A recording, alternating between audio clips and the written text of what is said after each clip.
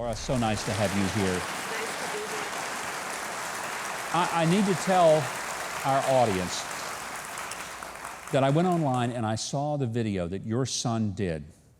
The song that he wrote, he knew he was dying, and he wrote and recorded the song. It's had over 13 million views and counting on YouTube. It has touched that many lives and more. Does it give you some sense of at least purpose that maybe he left behind? We are so incredibly blessed, you know, just to have that visual of what Zach was able to do before he died. And he actually wrote that song 8 months before he died. And he wrote it to say goodbye to us. It was intended to be just for family and friends, and to see that it's literally touched every continent, I'm pretty sure every country.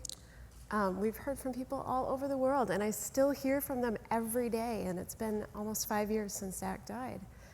I kind of pictured like a little, I don't know, magic carpet or something, just leaving Zach and then touching all these lives, and I just know it was the Holy Spirit. You know, just because it's a song that it's heartbreaking, but it's joyful, and it seems to reach people right where they are, wherever that is.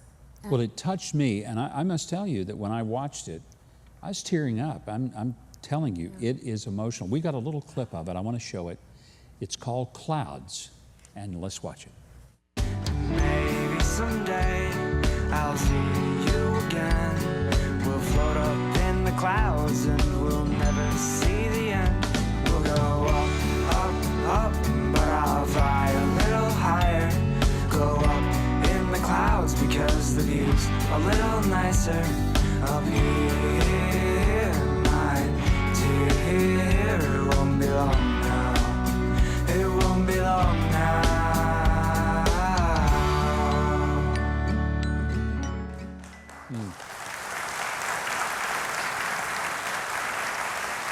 Laura, when I hear him sing, it won't be long now. And he was talking about what was coming, his death, and he knew that. What a remarkable courage with which he faced his own death, could sing about it, could share it with his families. What made Zach so able to do that?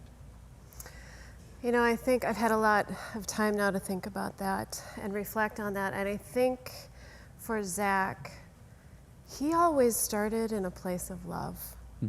He never started in a place of fear or anger or anything like that. It was always from a place of love, even through his suffering. And I think he truly understood that his suffering could mean something. And I think that we've all learned that through his story, is that when we use our suffering for a higher purpose, when we hand that over, when we unite it with Christ's suffering, big things happen. And I think that's where he started. Zach's videos are shown in schools all across the country, middle school, high school, and in colleges. And many times it's the first time they've even thought about their own mortality and who they want to be. And so I just love that, because if they can start thinking that way there, they can pull that through their whole lives.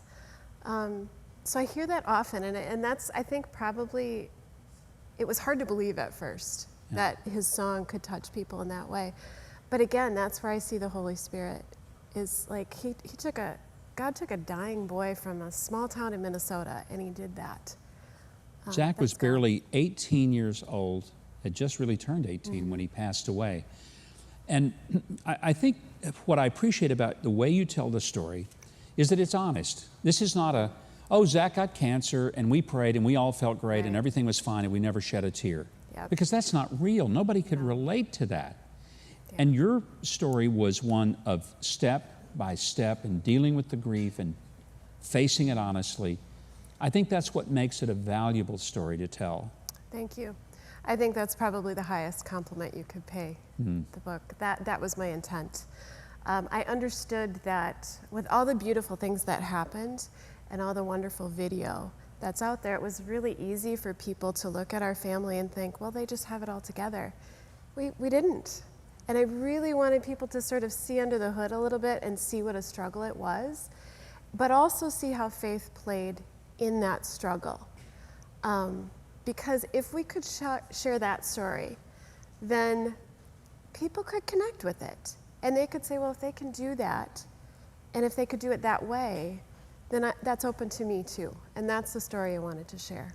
When I think of your story, I have to be honest, I think of a preacher that I knew years ago, and he made a comment that has always stuck with me. He said, even when we're believers, we still hit bottom. But the difference for believers is we find out that for us, it's solid at the bottom. Yeah. Your book is a reminder that even when we hit bottom and the most horrible thing can happen, which happened to you as a parent, you lost your son. But the good news was you found out it was solid at the bottom where God was. Laura, thank you for your wonderful testimony and story. I really appreciate it. Thank you.